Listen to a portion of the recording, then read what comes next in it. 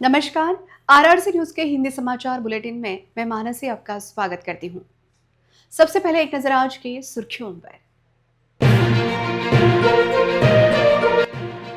Headlines प्रायोजक RRC broadband, अकोल्यातील सर्वात स्वस्त आणि वेगवान कनेक्शन। अकोट के विधायक प्रकाश भारसाकले का सनसनीखेज आरोप, बिश्नोई गैंग से भी ज्यादा खतरनाक अकोट के वो पत्रकार, विधायक का दावा।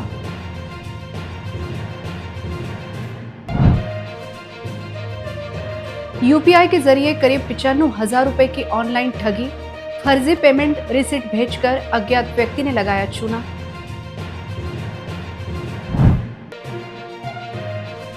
जनप्रतिनिधियों के आशीर्वाद से सिंचन योजना में बड़ा घोटाला, जल संधारण विभाग पर मंत्रालय को गुमराह करने का आरोप।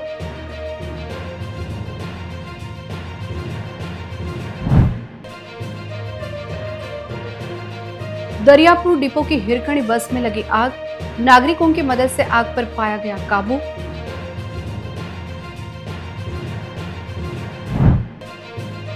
सड़क निर्माण को लेकर मुनगांव वासियों का आमरण अनशन, बार बार निवेदन देने के बाद भी कार्रवाई नहीं, ग्रामीणों में नाराजगी।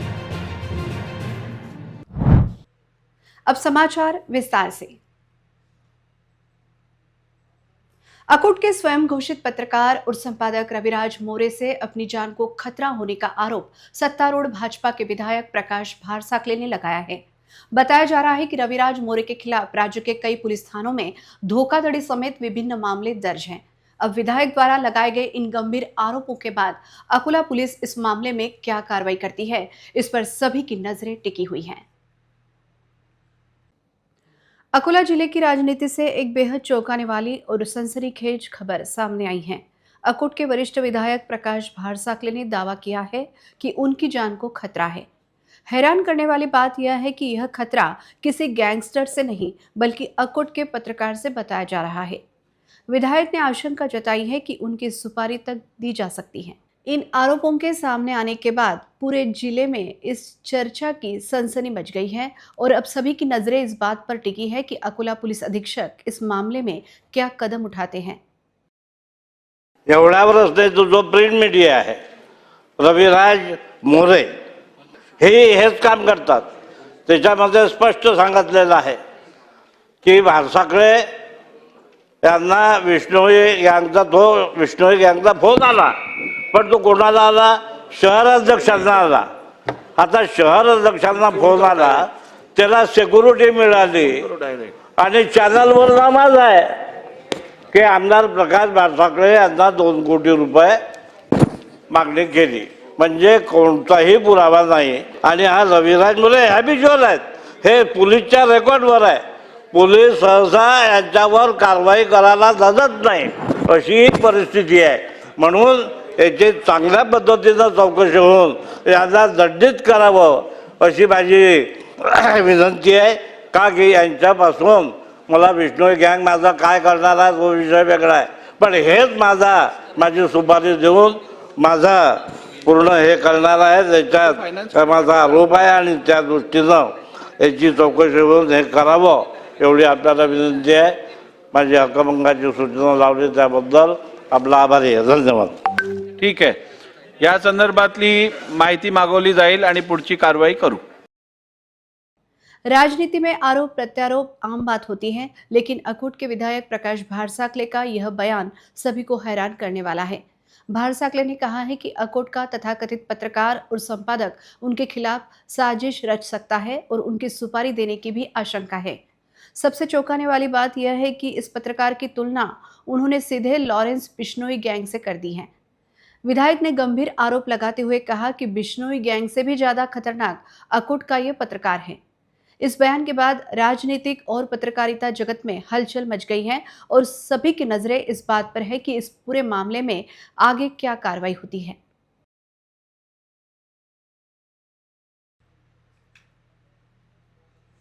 अकोला में ऑनलाइन ठगी का एक और मामला सामने आया है, जहां एक व्यक्ति को फर्जी यूपीआई ट्रांजैक्शन का झांसा देकर लगभग 95,000 रुपए की ठगी कर ली गई। पीड़ित ने इस मामले में खदान पुलिस स्टेशन में शिकायत दर्ज कराते हुए कार्रवाई की मांग की है। आजकल साइबर ठगी के मामले तेजी से बढ़ रहे हैं। ऐसे में किसी भी अनजान व्यक्ति के कहने पर पैसे ट्रांसफर करने से पहले पूरी तरह जांच करना बेहद जरूरी है। जानकारी के अनुसार अकोला के आकृति नगर मलकापुर निवासी बाबाराव रामकृष्ण पाटिल के साथ 11 मार्च 2026 की शाम करीब 6:44 से 7:03 के बीच ऑनलाइन ठगी की घटना हुई। पीड़ित के मुताबिक उन्हें एक अज्ञात व्यक्ति का फोन आया, जिसने दावा किया कि उसने गलती से उनके यूपीआई खाते में पैसे ट्रांसफर कर दिए हैं। भरोसा दिलाने के लिए उस व्यक्ति ने व्हाट्सएप पर कुछ पेमेंट रिसिप्ट भी भेजी, जो बाद में जांच करने पर फर्जी पाई गई। आरोपी के झांसे में आकर पीड़ित ने बताए गए अलग अलग यूपीआई आईडी पर कई किस्तों में कुल लगभग 94,999 रुपए 77 पैसे ट्रांसफर कर दिए। बाद में जब उन्हें ठगी का एहसास हुआ तो उन्होंने तुरंत अपने bank state bank of India से संपर्क कर फंड रिकॉल और संबंधित खातों को फ्रीज करने की प्रक्रिया शुरू करवाई। बताया जा रहा है कि ठगी के दौरान ट्रांसफर की गई रकम अलग अलग यूपीआई खातों में भेजी गई, जिनमें साहिल मंसूरी और एमके ट्रेडर्स नाम के खाते शामिल हैं। पीड़ित ने इस मामले में खदान पुलिस स्टेशन में लिखित शिकायत दी है और आरोपियों के खिलाफ जांच कर सख्त कार्रवाई करने तथा ठगी की रकम वापस दिलाने की मांग की है। साथ ही इस मामले की शिकायत national cyber crime reporting portal पर भी दर्ज कराई गई है। काल संध्याकाळी 7 वाजता वडिलांच्या याच्यावर कॉल आला होता की तुम्हाला बाय मिस्टेक 1,35,000 रुपये आले म्हणून त्यांनी व्हॉट्सअपला स्क्रीनशॉट टाकले। तर वडिलांनी बॅलन्स चेक न करता डायरेक्ट त्यांना फोनपेने पेमेंट टाकून दिलं। टोटल 95,000ची अमाऊंट आहे। सायबर क्राईममध्ये पण काल कंप्लेंट झालेली आहे। सदन स्टेशनला पण आज कंप्लेंट टोटल 95,000। अकोला जिले के मृद एवं जल संधारण विभाग के अंतर्गत प्रधानमंत्री कृषि सिंचन योजना के तहत बनाए गए गेबियन बंधारों के कार्यों में कथित अनियमितताओं का मामला अब विधानसभा तक पहुंच गया है। बताया जा रहा है कि इस मामले में अकोला के विभागीय अधिकारियों द्वारा राज्य सरकार को गलत जानकारी देकर गुमराह किया गया, जिसके बाद अब इस पूरे मामले में विभाग की कार्यप्रणाली और जनप्रतिनिधियों की भूमिका को लेकर भी सवाल उठने लगे हैं। प्रधानमंत्री कृषि सिंचन योजना के तहत अकोला जिले में बनाए गए गेबियन बंधारों के कार्यों में कथित अनियमितताओं को लेकर अब कई गंभीर सवाल खड़े हो रहे हैं। आरोप है कि एक विशेष ठेकेदार को लाभ पहुंचाने के लिए जल संधारण विभाग के कुछ अधिकारियों की मिलीभगत साफ तौर पर सामने आ रही है। इतना ही नहीं, इस पूरे मामले में कुछ जनप्रतिनिधियों के संरक्षण की भी चर्चा हो रही है और यह सवाल भी उठाया जा रहा है कि आखिर वह जनप्रतिनिधि कौन है जिसके आशीर्वाद से यह पूरा खेल चल रहा है। वही नई जानकारी के अनुसार विभाग में हुए कथित भ्रष्टाचार के मामलों को दबाने के लिए एक उपविभागीय जल संधारण अधिकारी ने कुछ ही महीनों में अकोला में पीए के रूप में दोबारा पदभार संभाला है। इस मामले की भी जांच की मांग उठने लगी है। नियमों के अनुसार बड़े कार्यों की निविदाएं महाराष्ट्र शासन के ई टेंडर पोर्टल और विभाग की आधिकारिक वेबसाइट पर प्रकाशित करना अनिवार्य होता है, लेकिन आरोप है कि इस मामले में ऐसा नहीं किया गया और अक्टूबर-नवंबर 2025 के दौरान इन निविदाओं का विज्ञापन कम प्रसार वाले और जिले में ज़्यादा लोकप्रिय न होने वाले स्थानीय दैनिक और साप्ताहिक समाचार पत्रों में प्रकाशित की गई। हालांकि जल संधारण विभाग का दावा है कि जिला सूचना अधिकारी के माध्यम से निविदाएं प्रकाशित कराई गई थी, लेकिन सवाल यह भी उठ रहा है कि आखिर कम प्रसार वाले इन अखबारों में ये निविदाएं किसने प्रकाशित कराई और क्या इसके लिए जल संधारण विभाग ने किसी विशेष अखबार का आग्रह किया था। इस पूरे मामले में कई महत्वपूर्ण जानकारियां अब भी सामने नहीं आई हैं, जिससे संदेह और गहरा होता जा रहा है। दरियापुर डिपो की हिरकणी बस में बस स्टैंड के पास रेलवे गेट के नजदीक अचानक आग लग गई। हालांकि नागरिकों की सतर्कता और नगर परिषद के फायर ब्रिगेड के समय पर पहुंचने से आग पर काबू पा लिया गया। बस में उस समय चालक, परिचालक और केवल एक यात्री मौजूद था, जिससे एक बड़ी दुर्घटना टल गई।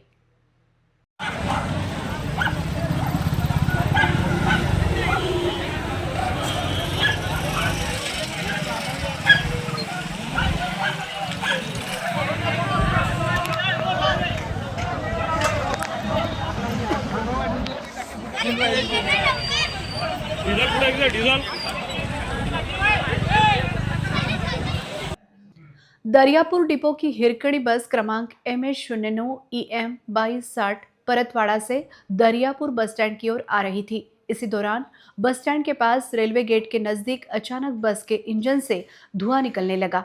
स्थिति को भांपते हुए चालक ने तुरंत बस को रोक दिया और आसपास मौजूद लोगों से मदद की अपील की। चालक की आवाज सुनकर स्थानीय नागरिक तुरंत मौके पर पहुंचे और आग बुझाने में मदद करने लगे। बस के पास ही वसु का गैरेज और वॉशिंग सेंटर होने के कारण वहां मौजूद लोगों ने पाइप से पानी डालकर आग बुझाने का प्रयास किया। इसके कुछ ही समय बाद दरियापुर नगर परिषद का फायर ब्रिगेड भी मौके पर पहुंच गया और आग पर पूरी तरह काबू पा लिया गया।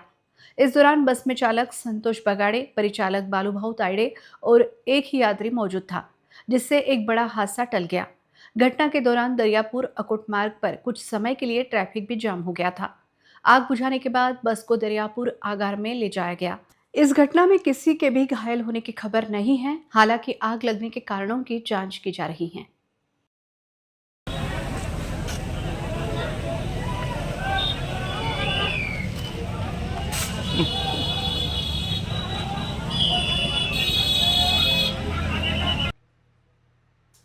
मुंडगांव के एकता ऑटो यूनियन और ग्रामीणों ने सड़क निर्माण को लेकर आमरण अनशन शुरू कर दिया है।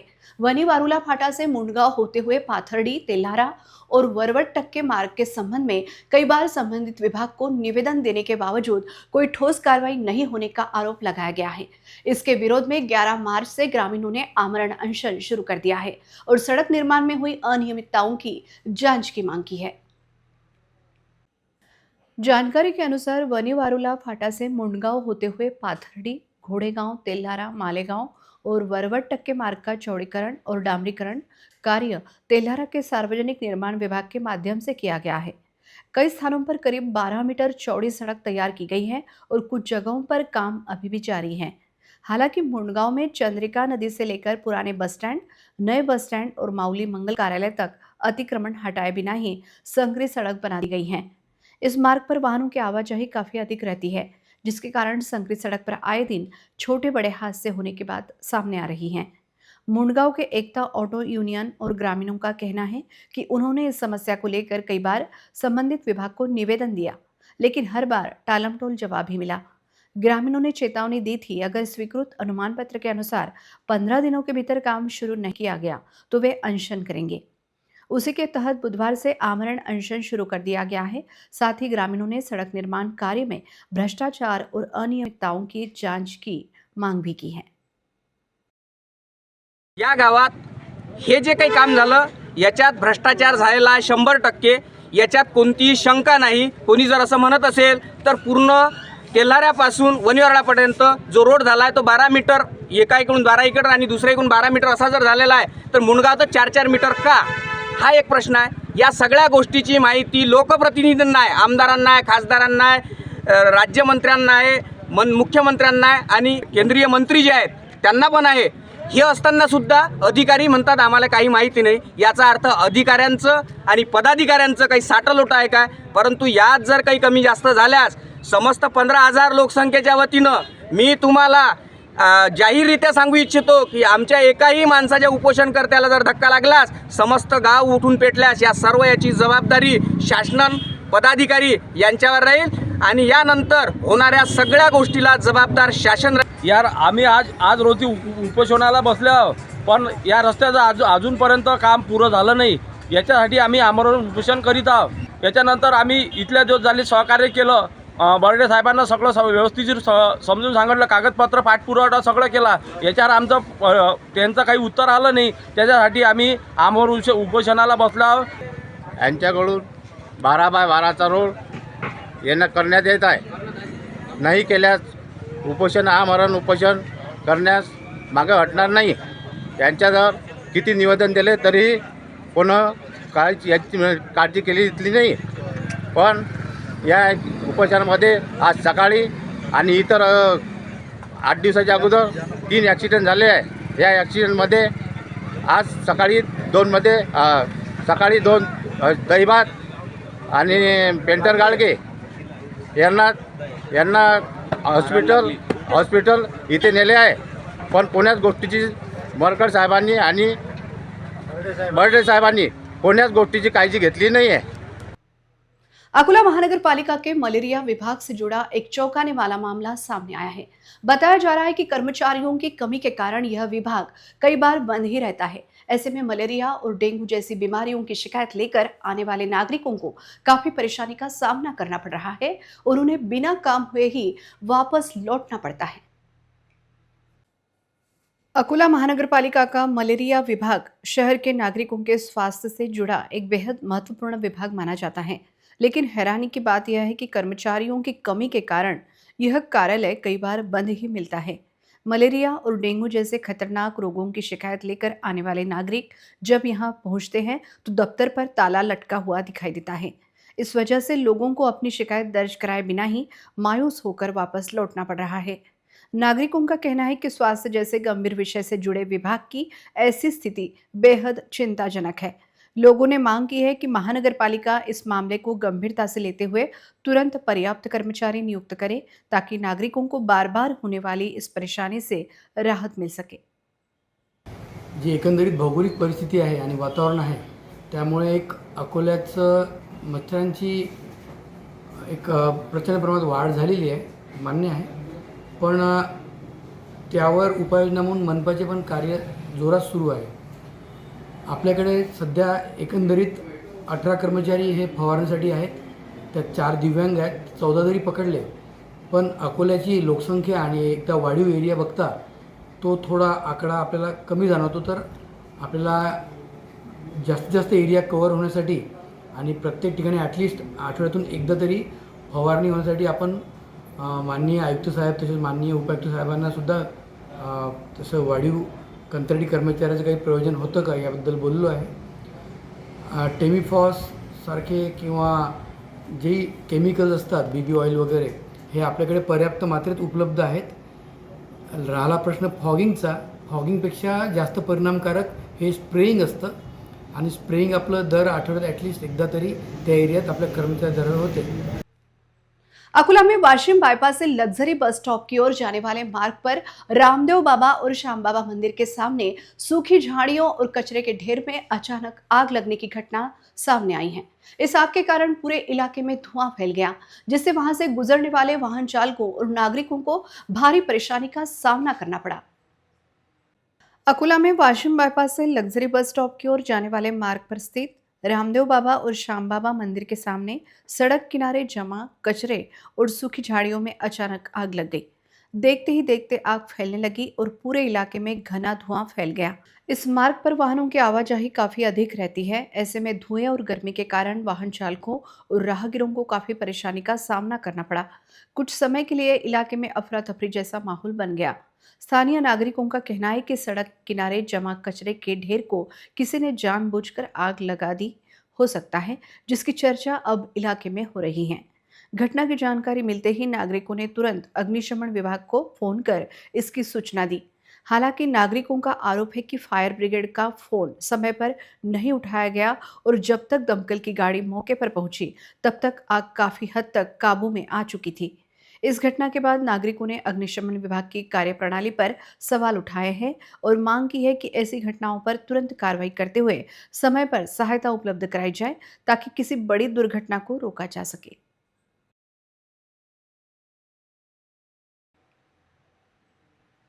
अकोला महानगर पालिका के अग्निशमन विभाग को लेकर एक महत्वपूर्ण जानकारी सामने आई है। शहर में किसी भी आपातकालीन स्थिति से निपटने के लिए फायर ब्रिगेड की सभी गाड़ियां फिलहाल कार्यरत बताई जा रही हैं। साथ ही विभाग की क्षमता बढ़ाने के लिए जल्द ही कुछ नई फायर ब्रिगेड गाड़ियां भी उपलब्ध कराई जाने वाली हैं।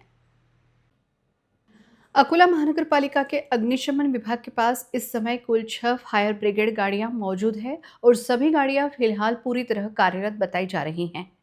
शहर में आग लगने या किसी अन्य आपातकालीन स्थिति में तुरंत मदद पहुंचाने के लिए अग्निशमन दल को तैयार रखा गया है। विभाग के अनुसार किसी भी आपातकालीन घटना की जानकारी मिलते ही फायर ब्रिगेड की टीम तुरंत मौके पर पहुंचकर राहत और बचाव कार्य शुरू कर सकती है। इसके अलावा शहर की बढ़ती जरूरतों को देखते हुए अग्निशमन विभाग की क्षमता को और मजबूत करने की दिशा में भी कदम उठाए जा रहे हैं। जानकारी के मुताबिक जल्द ही विभाग को कुछ नई फायर ब्रिगेड गाड़ियां मिलने वाली हैं।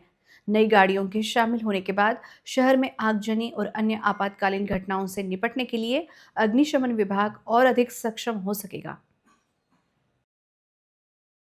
अपने यहाँ फायर ब्रिगेड के 6 से 7 गाड़ियाँ हैं, छोटे बड़े पकड़ के 6 से 7 गाड़ियाँ हैं और सब गाड़ियाँ चालू कंडीशन में। और कोई नई गाड़ी आने के चांस है क्या? नई गाड़ी आने की चांस है, लेकिन उसका समय तय नहीं है, लेकिन गवर्नमेंट एक गाड़ी देने वाली है, इतना ऐसा अंदाज है मुझे।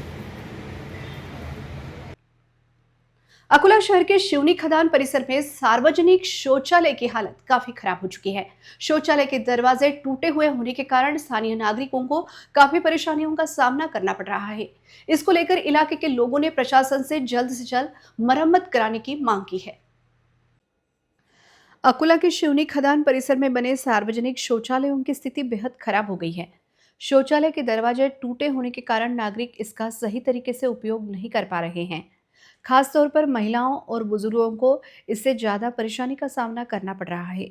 स्थानीय लोगों का कहना है कि इस समस्या को लेकर कई बार संबंधित प्रशासन का ध्यान आकर्षित करने की कोशिश की गई है, लेकिन अब तक इस समस्या की ओर कोई ठोस कदम उठाया नहीं गया है, जिससे नागरिकों में नाराजगी देखी जा रही है। स्थानीय नागरिकों ने प्रशासन से मांग की है कि इस समस्या को गंभीरता से लेते हुए जल्द से जल्द शौचालय की मरम्मत कराई जाए ताकि लोगों को राहत मिल सके। दिल्ली के उत्तम नगर में 26 वर्षीय युवक की हत्या की घटना के विरोध में अकोला के खाटिक समाज की ओर से प्रदर्शन किया गया। सुतुर सेना और हिंदू खाटिक समाज के नेतृत्व में अकोला जिलाधिकारी कार्यालय में प्रधानमंत्री के नाम का ज्ञापन सौंपा गया। इस दौरान समाज के लोगों ने इस घटना की कड़ी निंदा करते हुए दोषियों के खिलाफ सख्त से सख्त कार्रवाई करने की मांग की। तरुण खाटिक को न्याय, जहादियों को शिक्षा मिलनी चाहिए, जहादी को जितना मिलनी चाहिए। सतुर सेना जिंदाबाद। दिल्ली के उत्तम नगर इलाके में खाटिक समाज के 26 वर्षीय युवक की अमानवीय हत्या की घटना का अकोला में कड़ा विरोध किया गया। इस घटना के खिलाफ सतुर सेना और हिंदू खाटिक समाज के बैनर तले अकोला जिलाधिकारी कार्यालय के सामने समाज के लोगों ने अपना विरोध दर्ज कराया। हिंदू खाटिक समाज के नेता संजय भाऊ धनाड़े के नेतृत्व में जिले भर से समाज के लोग बड़ी संख्या में एकत्रित हुए। इस दौरान समाज की ओर से प्रधानमंत्री के नाम अकोला जिलाधिकारी के माध्यम से ज्ञापन सौंपा गया। ज्ञापन में इस घटना की कड़ी निंदा करते हुए दोषियों के खिलाफ कठोर से कठोर कार्रवाई करने की मांग की गई। मेलघाट के आदिवासी समाज के मुद्दों को लेकर निकली बच्चू कडू की मेलघाट संघर्ष महापदयात्रा के चलते बोरगवान गांव के एक पीड़ित परिवार को आखिरकार न्याय मिल गया है। इस घटना के बाद मेलघाट के आम लोगों में यह भावना है कि उनकी आवाज अब सरकार और प्रशासन तक पहुंच रही है। मेलघाट के बोरगवान गांव के रहने वाले राजेश अखंडे ने कुछ महीनों पहले ही नया ट्रैक्टर खरीदा था। एक दिन खेती के काम के लिए ट्रैक्टर खेत में ले जाते समय गांव की खराब और गड्ढों से भरी सड़क के कारण ट्रैक्टर का हादसा हो गया। इस दर्दनाक हादसे में राजेश अखंडे की मौके पर ही मौत हो गई। राजेश की मौत से अखंडे परिवार पर दुखों का पहाड़ टूट पड़ा। हादसे के बाद पंचनामा करने के लिए पुलिस मौके पर पहुंची और ट्रैक्टर को जब्त कर लिया। आरोप है कि ट्रैक्टर वापस देने के लिए राजेश के परिवार से 50,000 रुपए की मांग की गई। परिवार ने बड़ी मुश्किल से यह रकम दी, लेकिन इसके बावजूद उन्हें ट्रैक्टर वापस नहीं मिला। इससे पहले से संकट में घिरे परिवार की परेशानी और बढ़ गई। इस अन्याय के खिलाफ अखंडे परिवार ने कई जगह मदद की गुहार लगाई, लेकिन कहीं से भी उन्हें न्याय नहीं मिला। इसी बीच बच्चू कडू के नेतृत्व में निकली मेलघाट संघर्ष महापद यात्रा जब बोरगवान गांव पहुंची, तब राजेश अखंडे की मां ने पूरी घटना बच्चू कडू को बताई। मामले की गंभीरता को देखते हुए बच्चू कडू ने इसे तुरंत संज्ञान में लिया। 9 तारीख को हुई सभा में उन्होंने प्रशासन को साफ चेतावनी दी कि अगर अखंडे परिवार का ट्रैक्टर और 50,000 रुपए तुरंत वापस नहीं किए गए तो चिखलदरा पुलिस स्टेशन पर बड़ा मोर्चा निकाला जाएगा। बच्चू कडू की इस चेतावनी के बाद प्रशासन में हलचल मच गई। इसके बाद प्रशासन ने तुरंत कार्रवाई करते हुए अखंडे परिवार को ट्रैक्टर वापस किया और लिए गए 50,000 रुपए भी लौटा दिए। इसके बाद अखंडे परिवार ने बच्चू कडू का आभार व्यक्त किया। मेरा नाम सोनी अखंडे है, मैं बारगान का है। मेरा ट्रैक्टर गिर गया, मेरा लड़का खेत में गिर गया तो ट्रैक्टर पुलिस ले गया, तो पैसा भी ले गया और अपना ट्रैक्टर भी ले गया। 4 महीना हो गया ट्रैक्टर नहीं दे रहा, तो अपना मैं बच्चे बहू गांव में आ गया तो मैं बोल दिया कि बच्चे बहू मेरा पैसा 50,000 पैसा भी ले गया और मेरा ट्रैक्टर भी ले गया और नहीं दे रहा कर मैं बच्चे बहू का वजह से मेरे को मिल गया दिला दिया बच्चे बहू ने मेरे को ट्रैक्टर दिला दिया। मेरा ट्रैक्टर जमा हो गया पुलिस ले गया था तो बच्चों कड़ू की वजह से मेरा ट्रैक्टर भी मिल गया और पैसे भी मिल गए। वाशिम रेलवे स्टेशन के पार्किंग ठेकेदार द्वारा बाइक लेने आए एक युवक के साथ अभद्र भाषा में गाली गलौज करने का वीडियो सोशल मीडिया पर वायरल हो गया था। बताया जा रहा है कि इस दौरान ठेकेदार ने पुलिस कर्मियों के साथ भी अभद्र व्यवहार किया। मामले को गंभीरता से लेते हुए पुलिस ने संबंधित ठेकेदार को हिरासत में ले लिया, जिसके बाद पुलिस कार्रवाई का डर दिखाते ही ठेकेदार ने माफी मांग ली। फिलहाल यह मामला वाशिम शहर में चर्चा का विषय बना हुआ है। वाशिम रेलवे स्टेशन के पार्किंग क्षेत्र में बाइक लेने पहुंचे एक युवक के साथ पार्किंग ठेकेदार द्वारा विवाद करते हुए अभद्र भाषा में गाली गलौज करने की घटना सामने आई थी। इतना ही नहीं, इस विवाद के दौरान ठेकेदार ने पुलिस कर्मियों के साथ भी अशोभनीय भाषा का इस्तेमाल किया। इस पूरी घटना का वीडियो सोशल मीडिया पर वायरल होते ही नागरिकों में काफी नाराजगी देखने मिली। इसी बीच RRC न्यूज चैनल और सिटी न्यूज सुपरफास्ट ने भी इस दबंग ठेकेदार की खबर प्रमुखता से प्रसारित की थी। इसके बाद पुलिस ने मामले की गंभीरता को देखते हुए वाशिम शहर पुलिस स्टेशन में पार्किंग ठेकेदार लच्छू ठाकुर के खिलाफ मामला दर्ज किया। मामला दर्ज होने के बाद से ही ठेकेदार फरार बताया जा रहा था, लेकिन कल पुलिस ने उसे हिरासत में ले लिया। पुलिस कार्रवाई का सख्त रुख देखते ही ठेकेदार की अकड़ ढीली पड़ गई और उसने माफी मांग ली।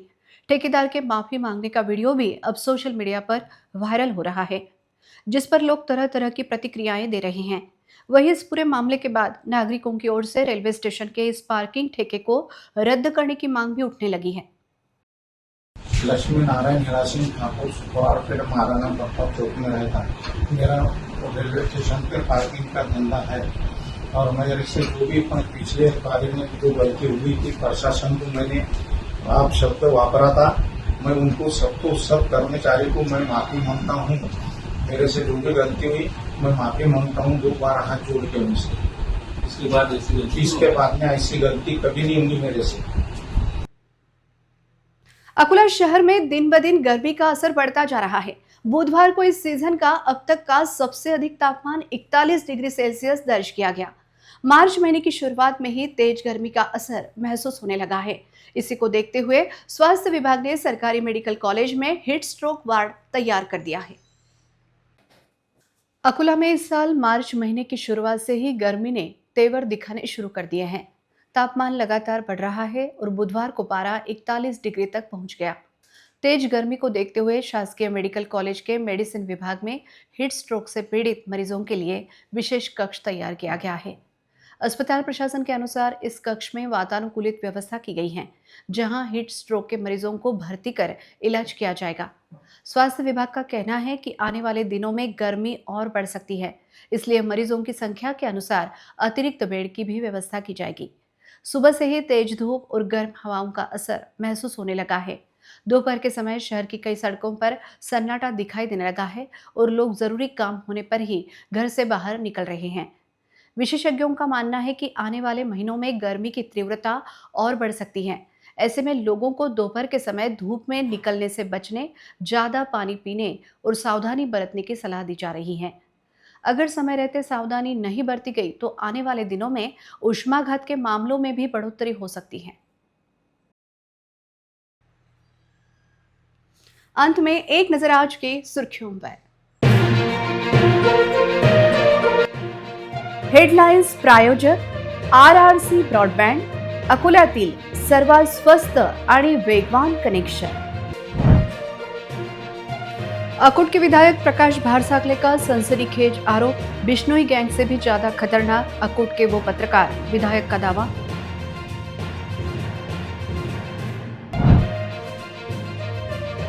UPI के जरिए करीब 95,000 रुपए की ऑनलाइन ठगी, फर्जी पेमेंट रिसिट भेजकर अज्ञात व्यक्ति ने लगाया चूना।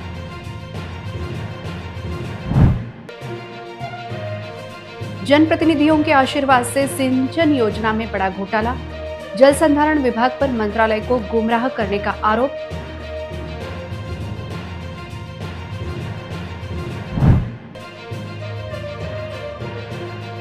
दरियापुर डिपो की हिरकणी बस में लगी आग, नागरिकों की मदद से आग पर पाया गया काबू।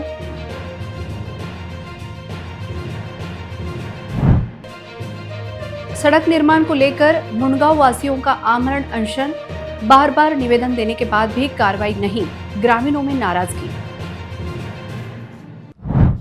समाचार के लिए देखते रहिए RRC न्यूज। जिन दर्शकों ने अभी तक RRC का यूट्यूब चैनल सब्सक्राइब नहीं किया, उन्होंने बस सब्सक्राइब करना चाहिए।